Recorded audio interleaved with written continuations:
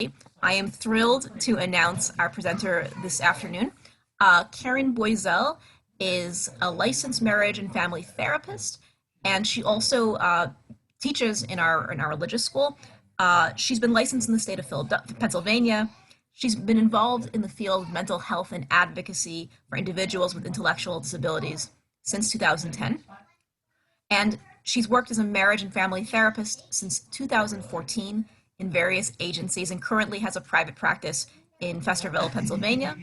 Although she's worked with many populations over her career, Caryn's two main focuses have always been building self-esteem with teens and building intimacy and establishing communication with couples. We are so thrilled that Caryn is on with us this afternoon and very excited for her presentation. So with no further ado, I dip it over to Caryn.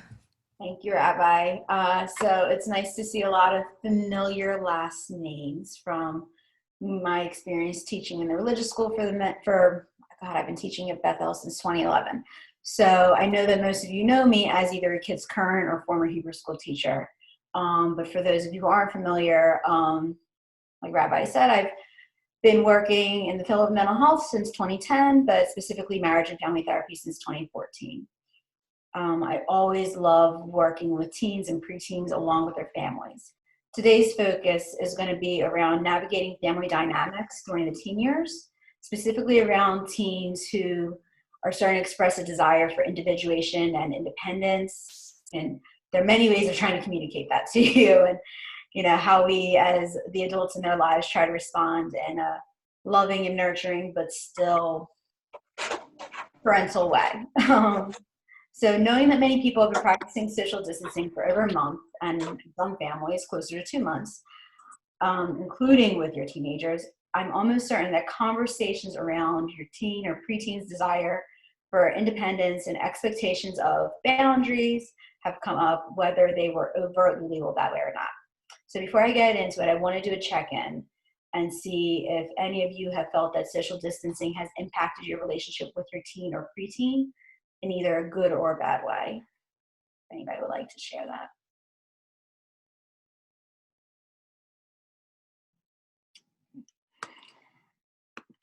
So if not, then my understanding is, so through this time of social distancing, I've been doing my therapy exclusively through telehealth. And so in meeting with my families and my teenagers, a lot of them I know some of them have been really thriving, to be honest with you.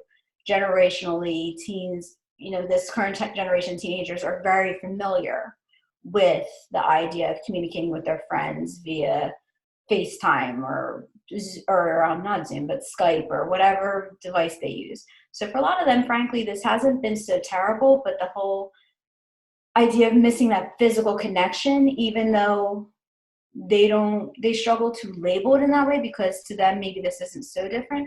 The whole idea of not getting out and seeing their friends face to face has, now that we are well over a month into this, has definitely worn on them.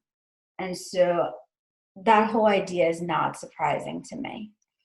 I know a lot of families have been having difficulties discussing COVID-19 appropriately, for younger kids, but especially for teenagers, explaining it to them in a way that makes sense. I mean, your teens and preteens at this point, most of them have devices that have internet on it. So frankly, they can get whatever information they want. But as the parent, trying to explain this to them in a way that is factual, is, not fear-based, but realistic about, the dangers involved with it. I know a lot of teens now are starting to get involved in the sense of, starting to become aware of government response. And a lot of my teens that I work with in therapy are starting to get either really frustrated or really confused in all the information that they've been getting. A lot of them are, like I said, now as this is worn on, even though they were okay for the first maybe week or two or even 3 with the whole idea, I just talk to my friends over Skype or FaceTime. Now this whole idea that I can't even go over my friend's house to, celebrate birthday, or, especially some teenagers that were preparing to take their learner's permit test, and now all of a sudden they can't go. And so those kind of things are starting to set in. So just bearing in mind that, I'm sure it's a burden for families to have to navigate the whole idea of work, balancing, parenting, or for some families, if any of you have unfortunately lost hours because of this, but also understand that your teens are struggling through this too. So the idea that many of the teens and preteens that I work with, either in therapy or frankly the kids that I teach in the religious school, have been struggling is not surprising. Through the teen years, historically, friendship relationships start to replace the significance of family relationships in regards to how teens look at their influence and their importance. Not to say that as the family or as the parent, you're not important, but certainly the opinions of their friends seem to overshadow the opinions of their parents. I'm sure on some level, I'm not telling you anything you didn't already know. I'm sure your teens or preteens have already told you in some way, shape, or form that information. But I imagine also as a parent, that's got to be really difficult to, that's got to be a tough pill to swallow. Historically, if you watch any TV show or any movie about the parent-teen dynamic, historically you see that, parents in our society have fought with their teens in an attempt at maintaining their prominence in their lives, but frankly with little to no success and probably pushing their teen further away the more you try to fight that battle. So does that mean you should give up entirely and let your teen have free reign on every single decision that goes on in their life and be entirely influenced by their friend group? No, not really. I think if you thought that way, maybe you thought the next step of how would that turn out? Probably not so great. So knowing that, do you then monitor every single conversation they have with their friends and pre-select topics that they're allowed to discuss? Well, no, it's kind of an impossible proposition, especially now that almost not every teenager or preteen has access to these smartphones and things that, you're not constantly able to monitor. It's kind of impossible to pre-select the topics they discuss. And, even now that, your teenagers and your preteens are home, there's still privacy that's important as a parent to give them.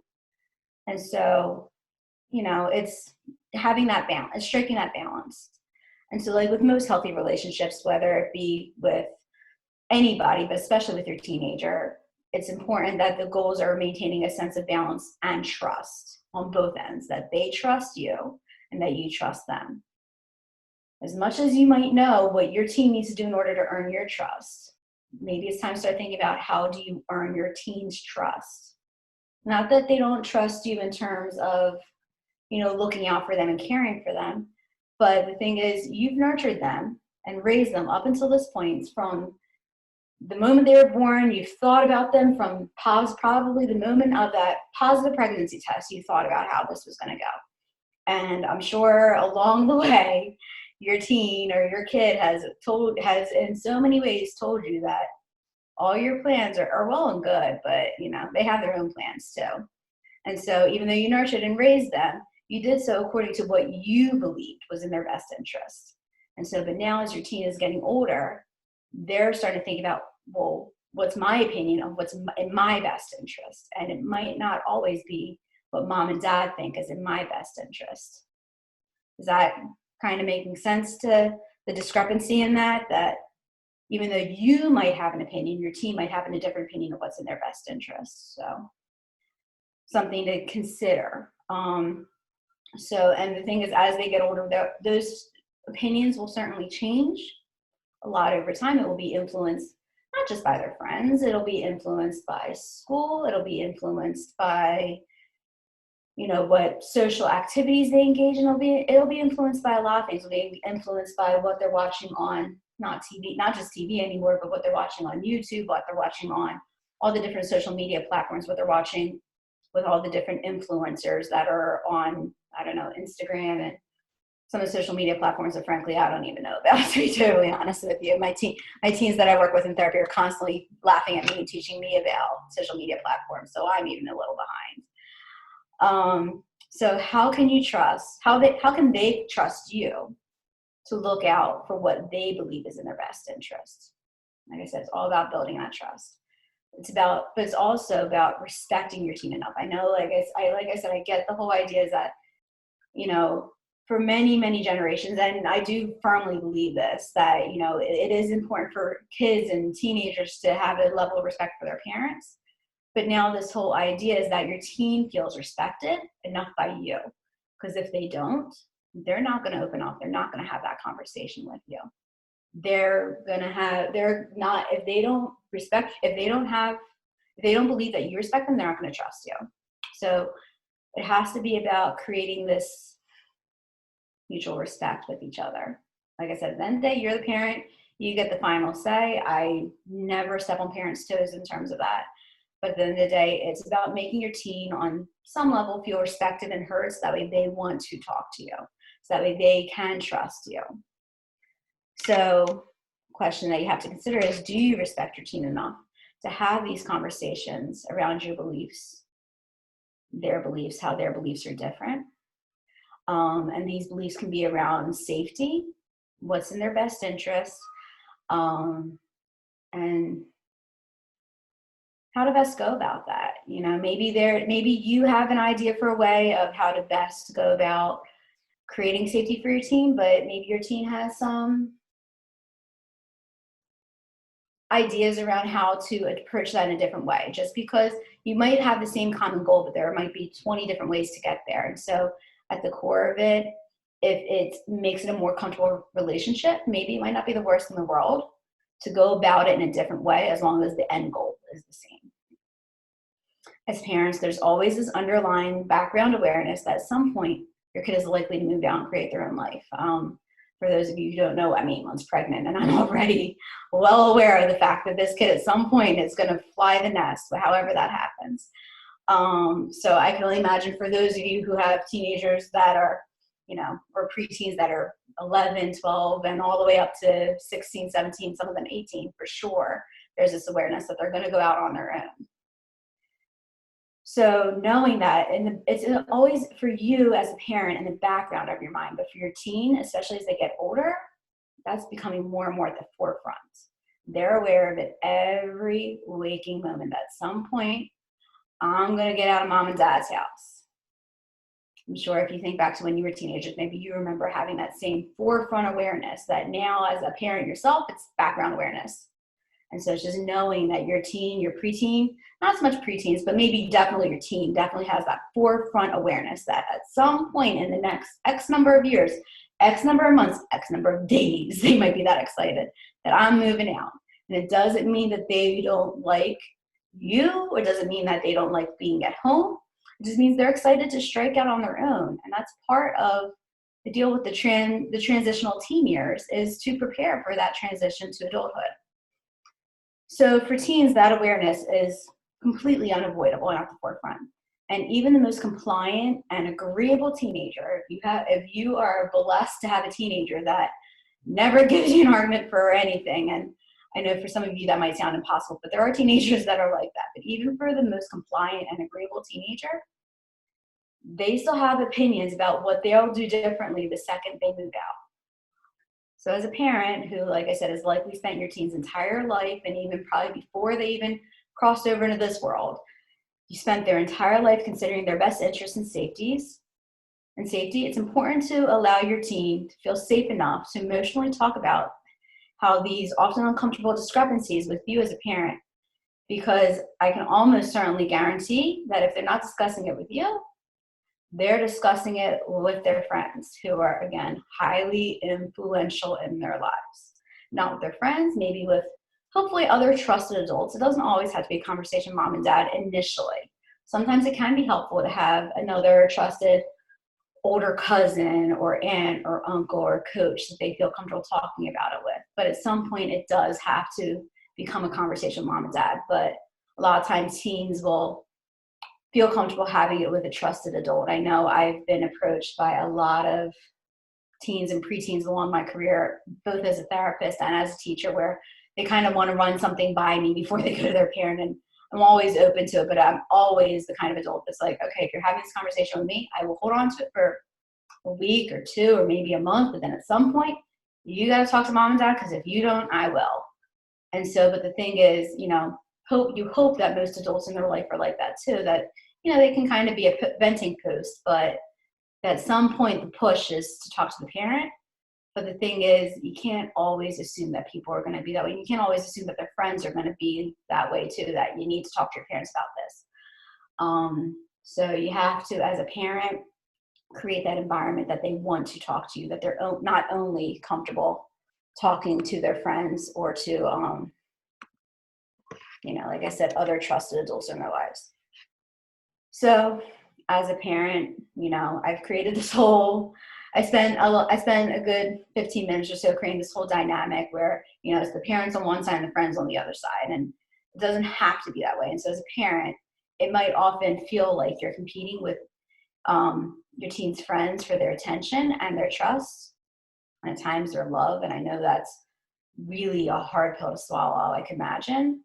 But know that the harder you fight the battle, the more likely it is that your kid is going to feel like they're caught in the middle and will either overtly pick fights with you, or they might isolate and not share anything with you, or they'll just simply say what they need to say to appease you and say what they think you want to hear rather than telling you what you really do need to hear. You might not like it, but you really do as the parent need to hear the truth, even if it's an ugly truth. And the more that you're able to recognize and accept your teen's social group and, like I said, other trusted adults that you've put your teen around, whether it's older cousins, aunts, uncles, coaches, whomever, but the more that you're able to, recognize those people and accept them as your teen's as allies in your overall goals, the better off you'll be. So, in counseling, when I work with teens, like I've said, I do a lot of work with teens individually, but I always at some point, whether it be every month, every other month, do involve the parents. I think it's important, no matter how the kid could be 18 and it's a little tougher as a consenting adult, but still if they're living under their parents' roof, I will firmly encourage parental involvement. Like I said, not every session, but certainly once a month, once every other month. And the reason why I do this is because I want to know that at the core of it, the family has the same goals. Like I said, the teenagers and the parents often have different opinions about how they want to get to those goals. But overall, the goals that I see over and over again is just that parents want their kids to grow up, be healthy and well-adjusted, and well-adjusted and contributing members of society, however that is. A lot of times parents put this pressure on going to a certain college or only studying certain majors, or only getting a certain type of work. But at the end of the day, what is that about? A lot of times, you come across a teenager who maybe is highly intelligent and could theoretically, academically maintain a high GPA in a college, but they have zero interest in a career that makes a college degree beneficial. And that can be really hard for a lot of parents to accept, that, they're maybe highly intellectual kid that, throughout all of high school has pulled this 3.7, 3.8, 3.9 GPA, wants to go to a trade school after high school. But the thing is, if your kid is not interested in a field that is going to behoove them to get a college degree, why waste anybody's time? Why waste the money, whether it be your money, whether it be your kids' money, whether it be scholarships, grants, however your kid's affording you to go to college? At the end of the day, it's just the overall goal, like I said, is good health, well-adjusted, and contributing members of society. Overall, those are the three goals when I talk to parents of my teenagers that I work with. Those are the biggest goals that they want. So I wanted to encourage you all to really take an interest in your teens' interests. I know so many of you get your teens and have gotten your kids and your teens involved in ballet and soccer and band and choir. And yes, those interests are important, but what other interests do they have? What other hobbies do they have? When they're watching YouTube videos, what kind of YouTube videos do they like to watch? Are they the kind of kid that likes to watch, I don't know, like the gamers playing video games because they like to, maybe they don't even care to play the video game themselves, but they just like to watch the expression on the gamer's face who's playing the video games. Maybe they like to watch makeup tutorials, things like that. Things that, I think as a lot of parents are so focused on the sports and the extracurriculars and the resume builders or the CV builders that we forget about, the just what does your kid do for fun? What does your kid do to blow off steam? So I want to encourage you all to take an interest in those kind of interests as well. Maintain a healthy curiosity about the relationships your teens have with their friends. Like I said, don't try to insert yourself in the relationship, because more often than not, your teen's not going to tolerate it anyway. They'll just stop talking to you. But have an interest. A lot of times teenagers want someone else's guidance on, a friend who maybe is overbearing or maybe hogs all the attention and never hears their struggles, because teen years are transitional years and every teenager on some level struggles. But a lot of teenagers have that one or two friends that just sucks all the attention. And as adults, we know what that's like, I'm sure. And so have an interest in those relationships. Doesn't mean get involved, doesn't mean talk to the friend, but it just might mean listening to your teen, and if they want to, giving them advice, but finding out first, do they actually want advice, or do they just want you to listen and just be a venting post? So have a healthy curiosity about their relationships. Again, it's not about micromanaging their experiences. Like I said, please, unless you are legitimately concerned about the way your kid's friend might be treating them, please do not actually reach out to the friend and try to smooth things over. You got to let your teen figure that out. But, it's not about micromanaging the relationships, but it is about creating novel experiences for them and to have a loving and trusting relationship with you. And it's also about sharing your experiences and your interests. You might find that, a lot of the bands that you were into as a teenager are now becoming cool again. So your kid might love this band and not even realize that this band was popular back in the 70s or 80s or 90s, and you maybe saw them live, in their very first concert, and that would be huge for them. I can't tell you how many of my teenagers that when they have these conversations with their parents are more than happy to pass down if they still have any of those old concert t-shirts, or, teens who are involved in USY. I'll start seeing teens wearing USY shirts that are clearly from the 80s and 90s. And I love seeing that, because that means they're having conversations with their parents, and their parents are sharing those experiences. So having those kind of conversations and building that kind of relationship. I know as parents of teenagers, it's a tough battle, because you're starting to see how your kid is maturing and starting to kind of, certainly your kids are starting to look like adults. It's always funny for me, when I look at my kids that I taught in Hebrews, that I taught in maybe 4th through 7th grade, and I see them come back as teen helpers. And to me, it's like, oh my God, they're towering over me, which isn't much. I'm 4'11", so it doesn't take much to tower over me, but still they're towering over me. And they, boys have this adult male sounding voice, and it is so jarring to me. But the thing is, I'm not around them all the time. But as parents, you might not see that transition quite as easily as someone like me, who maybe only sees your kid even once a week, once a month, and then doesn't see them for a good 2-3 years. But know that your teens are looking like adults, and they're seeing themselves as adults, even if you don't, and on top of the world is seeing them as adults. I can't tell you how many times I've gone out in public, before all this happened, and I could have swore someone was in college, and it turns out they were just 14 years old. I can't tell you how many times that happened. So knowing that as they're looking more like adults, they're starting to think more like adults. And you might start noticing that. You might start noticing that, your kid went to sleep one day as, this kid, adolescent, and woke up and started talking about, like I said, politics with you. I started wanting to talk about, just how the world is. Not everything's about politics, but certainly as teenagers start talking about politics, I think that's a good indicator for parents that, oh my goodness, they're actually capable of thinking like an adult, and maybe your kid might not agree with you politically, and that's always an interesting dynamic. And how do you, grant them the space to figure that out on their own? Maybe your teen starts questioning religion to you and all sorts of stuff like that. That's all indicators that they are maturing and that they are trying their best to figure it out. And so it's about how you respond to those kind of questions. It's not about guilting and shaming them if they don't agree with you politically, or if they're questioning the religion that you raised them in, or maybe they're, maybe they're like, okay, you raised me, I believe most of you or all of you on this talk are Jewish. Maybe they say, okay, I'm Jewish, but I want to keep kosher, and maybe you're not a kosher household. Or maybe it's, okay, you raised me Jewish this whole time, you sent me to Hebrew school, but you never really observed Shabbat. I want to start observing Shabbat every week. That's pretty common. Or vice versa. We did keep a kosher household, but I want to go out and have a cheeseburger. I want to have a bacon cheeseburger. You might hear that from your kid. And so how do you navigate that without shaming them, but still also holding true to how you raised them? It might be tough. So it's like I said, it's not micromanaging, but it's about having these conversations in a trusting, loving way.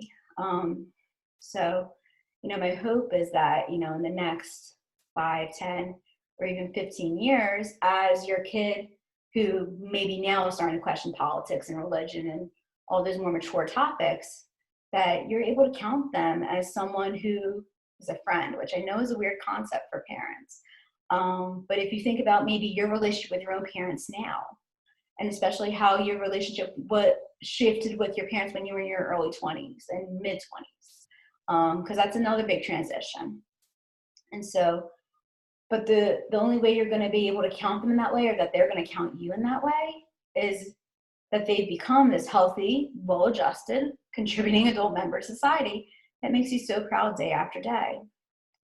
It's the 20-year-old that, or it's the 23-year-old that, craves that time with their parent, even though they might be living in their own apartment in whatever city, maybe a close by city, maybe a far away city, doesn't matter, but they still crave that time with you. They still look forward to picking up the phone every day, or they still look forward to, if they're close by, driving over for just an impromptu visit, just to chat with mom or dad about the nonsense of their day, as well as any big obstacles they will likely face as adults, whether it be work, whether it be relationships, whether it might be, well, it's mostly about work or relationships in their early 20s, I think, but it might be about, I don't know, a lot of chronic illnesses, unfortunately, are diagnosed in early mid 20s. And so as a parent, understanding that your kid might have some random illness, who knows what, and they're having to make their own doctor's appointments, and you can't make their doctor's appointments for them. Most of the time, doctor's offices are very confused when they have a parent call and look and make an appointment for their 25-year-old kid. But trust me, I've heard it. And so it's about, again, encouraging them to take care of themselves, but being there if they have their concerns. Maybe they committed to an apartment and they're living on their own, but maybe they're struggling to make rent. And so it's figuring out how, as a parent, do I help them out for a few months, or do I let them figure it out, or do I let them struggle, or do I, not offer to pay, but offer to let them move in, things like that. And so, but you're not going to be able to get to that part of the relationship if, as a teenager, they don't trust you to be able to hold those hard emotions for them, if they don't trust you not to shame them. So, you want your 20, 25-year-old, 30-year-old, whatever, to feel comfortable with that kind of stuff. Maybe as they're starting their own families, feeling comfortable calling you and saying, oh my goodness, this kid just won't stop crying and I don't know what to do. And, as much as you might want to say, told you so, biting your tongue and just, trying to remember what it was like when you had a screaming baby and you didn't know what the heck to do. And I'm sure the last thing you wanted to hear was told you so. So as much as I want your kid to crave that conversation with you, and when they're in their early 20s and mid 20s and even in their 30s, I want you to crave that time with them too. So when the foundation for healthy boundaries, like I said, both ways, when healthy, trusting boundaries are laid out during the teen years, they tend to give way to loving and trusting relationships during the adult years, where you won't, like I said, it could be apartment rent, it could be doctor's appointment, it could be whatever. You won't easily be able to be as much of a safety net as you are now. So it's about thinking, well, how do I still be that safety net for my kid now, but giving them the freedom to figure it out, giving them the freedom to maybe slip a little bit. Like I said, you have teenagers. It's not about letting them fall hard. They still live at home. There still needs to be a certain level of a safety net. So it's not encouraging you to let your kid fall hard, but maybe learn it and struggle it a little bit for themselves first before you just jump right in. Because that's all about like I said, when you get to well-adjusted young adults are people who are able to know when they need help, but also know that they have the skills for the most part to figure it out on their own. So it's that balance. And so in that, it's about, like I said, letting them struggle a little bit, but knowing as a parent when it's time to jump in and just, okay, this is when I need to be a safety net, but it's how much of a safety net? Do I need to be the whole stinking mattress and let them really fall on me? Or do I have to just kind of nudge them along the way and they'll be fine? Do I just kind of give them like a 1 or 2 suggestion push and nudge them along the way? So I don't know, none of you are on video. I would love to see faces. But I would love to, I guess, give you guys a few minutes to think about what your teenager is going to look like, not physically, but what your teenager is emotionally going to look like when they're 20, when they're 25, when they're 30. How do you see them? I'm going to be quiet for a few minutes, give you guys time to think about that, and then we'll move on. But think about what they're going to look like. Think about what you want your relationship with them to look like. Like I said, 20, 25, 30.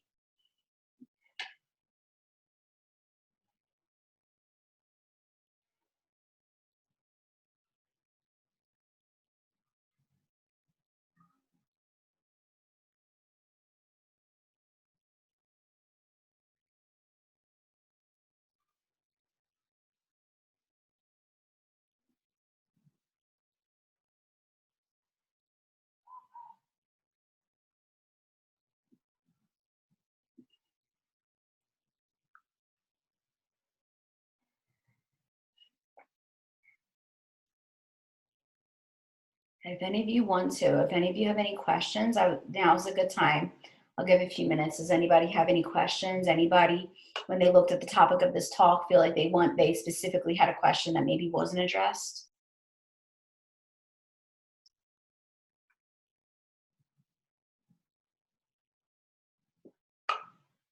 No, you're good, Steve. Thank you. Thank you for showing me your face. Okay. You know what, Caryn? I'll just add one small thing, which is I think, all things considered, I feel fortunate to have kids that at least I think are really well grounded and have we've got a pretty solid family.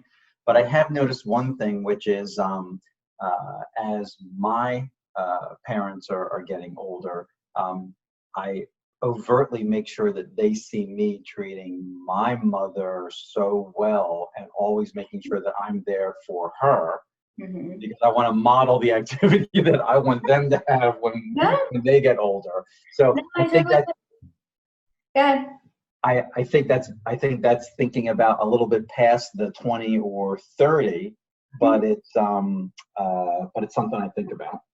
No, I totally see that. I like to give the example that, at some point when you hit for some people it happens in young adult years, for some people it happens in middle adult years, where you become a caregiver for your parent, whether it be because of just one small time thing. A few years ago, my mom broke her hip, and it took longer than it really should have to get a home health nurse out to the house to help her with stuff. And so for those literally months, I had to do everything for her. And it was like I was working as a therapist in an agency in Philadelphia. My parents live in Newtown, so I would work a whole day taking care of other people, schlep all the way up to Newtown, change my mom's wound dressings. I don't know how many of you have had hip surgeries or have parents who have hip surgeries. It's very involved. Go through the whole thing, cook her dinner, do the whole thing, and then come home and still be a wife to my husband and, all that involved. And then on top of it, still have, because as a therapist, yeah, you do your session, but then there's also case notes and stuff that you have to do after you get home at the end of the day. And so it was a taste of what it was like. Now, luckily, my mom recovered and she's fine. And, my parents are still very independent, but it gave me a taste of that. And so, but yeah, you're not part of why I wouldn't say I was more than happy to. Part of the reason why I was more than willing to do that was because I had this loving, trusting relationship with my mother that it was like, of course I'll do this. You're recovering from surgery. I knew she was making every effort. She spent every waking hour on the phone with the hospital discharge her, with her doctor, with the home health care agency, trying to get this nurse set up. And so it was just a matter of she couldn't reach her wound dressings to change them herself. She couldn't get up and down the steps to do things. And so it gave me a taste of it. Like I said, luckily I'm very grateful that my parents are alive and well and independent, but it gave me a taste of what that's going to be like possibly in the next, decade or so. So I definitely get what you're saying. And so, yeah, it's about setting that example. But like I said, those kind of situations, and I see it even when I work with adult clients, it's hard, especially if there was not a trusting situation. It was, why am I now taking care of this adult parent who I never trusted as a teenager? So, it's about laying that foundation down. So I totally agree with you, Steve. I see that. Okay, so I know I gave you everybody a few minutes to think about this, but as a therapist, I don't know how many of you have ever been in therapy before, and by all means, don't share. But if any of you have ever been in therapy, certain therapeutic models are all about giving homework, and I'm a little bit about giving homework. I guess that's part of the teacher in me too. So the homework, it's the thinking thing. It's not really a doing thing so much, but in thinking about your relationship with your teenager, write a letter that could be one sentence, could be 20 sentences, could be a novel, I don't care. But write a letter to them about what your hope for their life, as well as your relationship with them, is going to be like when they're 5 years older, 10 years older, and 15 years older than they are now. And these letters can be put in envelopes and stuffed away in a drawer. And hopefully, my really strong hope is that you find these letters again just at the right time for your family dynamic. Let's say your kid's 15 now. You might get lucky and find it again when they're 20 years old. You might not get so lucky. It might be that you don't find it again until they're 40, but it doesn't matter. When you find it again, whenever that is, I hope that you're able to share those letters with your kids. I hope that you like I said, it comes just at the right time for your family dynamic, whatever that right time is. I hope that you're able to share them with your children, with your adult children, and maybe with any grandchildren that might be along the way, or maybe with partners that have come along the way for your children. And then other than that, I guess I finished a little early, but I just want to wish everyone good health. And again, just leave the floor open. Any other comments, any other opportunities to share? I'm open to it, but.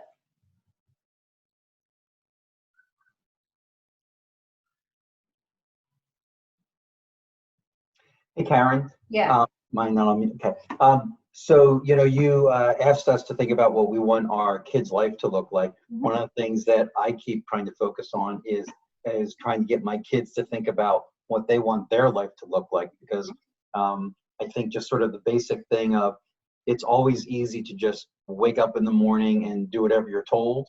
And I think teenagers are still, maybe have lots of freedom, but are still told what to do. They're told what to do at home. They're told what to do at school.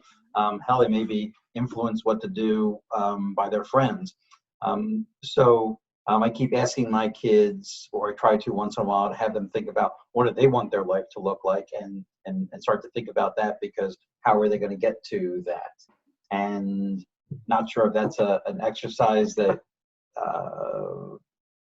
parents and teens kind of or with parents and teens. I think it's a very helpful exercise. I think it's great that you as a parent are coming to them on that, because that gets back to what I was talking about, that I'm sure your teenagers, whether they have it fully formed or not, they have an opinion on it. They certainly have an opinion on what they want for themselves. Maybe not so much career, maybe career might still be a little too far off for them, and that might be a little foggy, but maybe I love doing the 5, 10, 15-year activity with my teenagers. And, a lot of times when I'm in session with them, they'll get stuck, and they're just staring at me, and they're like, that seems so far off. I'm like, well, then start off with, what do you want your life to look like next week? Start smaller. What do you want your life to look like next month, next year?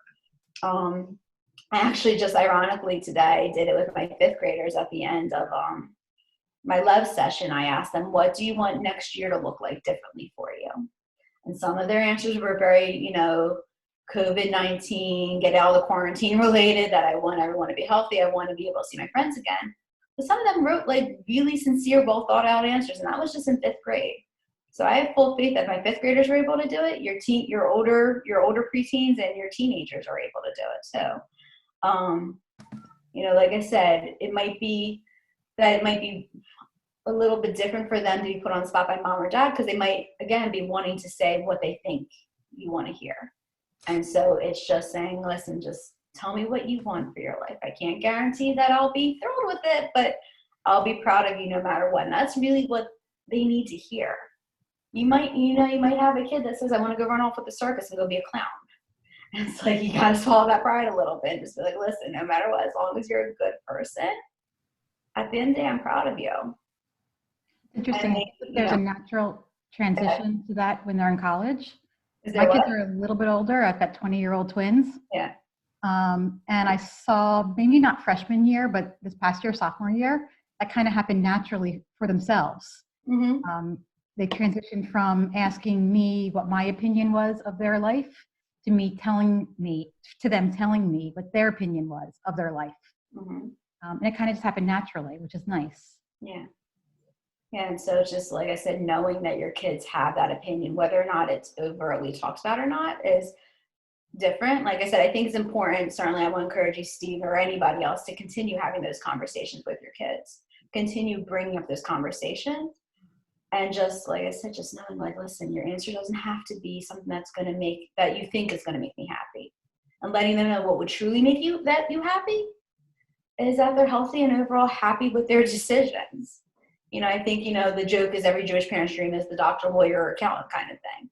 But, I think realistically, every parent doesn't expect their kid to become doctor, lawyer, or accountant either. I think we are all, like I said, just we want kids, we want people in general just to be satisfied with what they choose with their life, whatever that might be. So, but yeah, and I definitely think, certainly when you get to college, there's a certain level of freedom, I think, because for the first time they don't have, yes, they have professors maybe giving them assignments, but they don't have principals and guidance counselors and this and that checking in on them constantly. In college, it literally is sink or swim.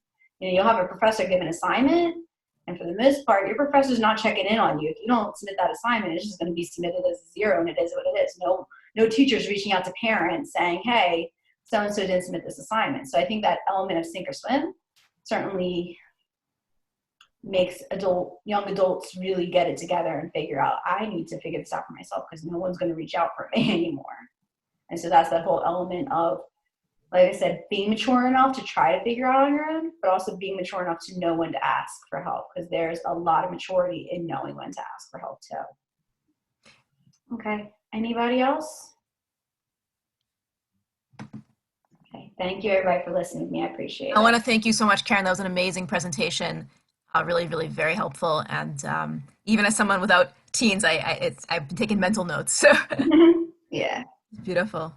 I think it's all good to like I said, as parents, anticipate this. Know that your kids are gonna, as much as you anticipate, and for Liz, I know you have adult children. I'm sure like your kids repeatedly tell you can anticipate everything. You can anticipate a lot, but you can't anticipate everything. But it is nice to try to anticipate as much as you can, just that way you have somewhat of a clue for how to react. So.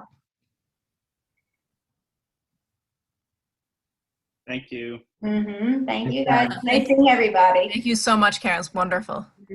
Have a good rest of your day, guys.